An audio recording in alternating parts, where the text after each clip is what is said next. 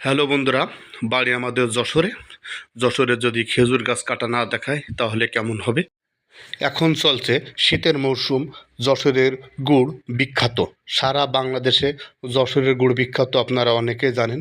দেখুন বন্ধুরা, এক কৃষক ভাই বলেন বা গাছি ভাই যাই বলেন, গাছ কাটতেছে। আমি আপনাদের ভিডিও করে দেখানোর চেষ্টা করতেছি। দেখুন কিভাবে গাছ কাটে। এটা গাছের চোখ বলে। এই যে গাছের চোখ কেটে কেটে এই যে দেখেন গাছে ভাড় পেতে রাখছে। অনেক জায়গায় ঠিলে বলে, কেউ ভাড় বলে। দেখুন